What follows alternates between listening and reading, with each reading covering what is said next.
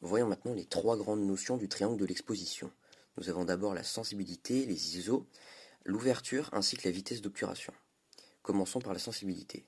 C'est donc la quantité de lumière que le capteur absorbe et qui va atteindre le capteur. On pourrait parler ici de sensibilité du capteur. Plus cette valeur est faible, on parle de ISO 100, 200 ou 400, plus l'image sera sombre et inversement.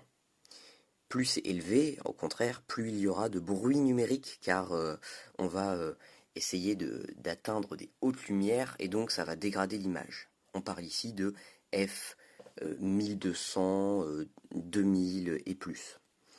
Voyons maintenant l'ouverture.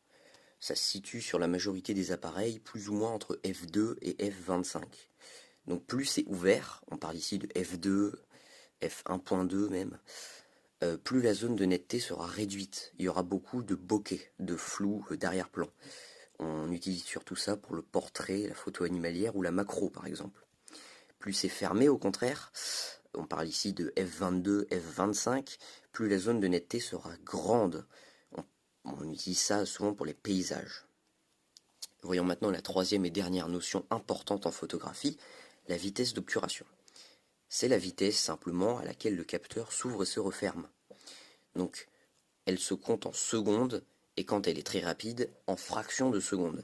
Donc quand c'est rapide, on parle ici de 1 5 millième de seconde, donc c'est très rapide, donc plus on capture l'instant. La vitesse du capteur fait qu'on capture l'instant, mais au contraire, moins de lumière a le temps de rentrer. On utilise surtout ça pour des objets rapides, comme les oiseaux, les motos, ou alors des photos de sport où on doit prendre un saut, une course, bref. Plus c'est lent, au contraire, on parle de entre 2 et 10 secondes, ça peut même aller jusqu'à 30, 40 secondes, plusieurs minutes, pourquoi pas. Plus il y aura de lumière qui rentre, et donc on utilise surtout ça pour les photos de nuit.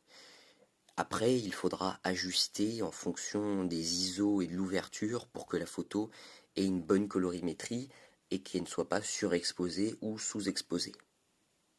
Voilà, donc c'est à peu près tout pour ces trois grandes notions de la photographie, et si vous avez compris et que vous savez gérer ces trois notions en photo, en conditions réelles, vous êtes prêt à passer au mode manuel, et vous êtes prêt à faire des belles photos. Le tout c'est de s'entraîner énormément.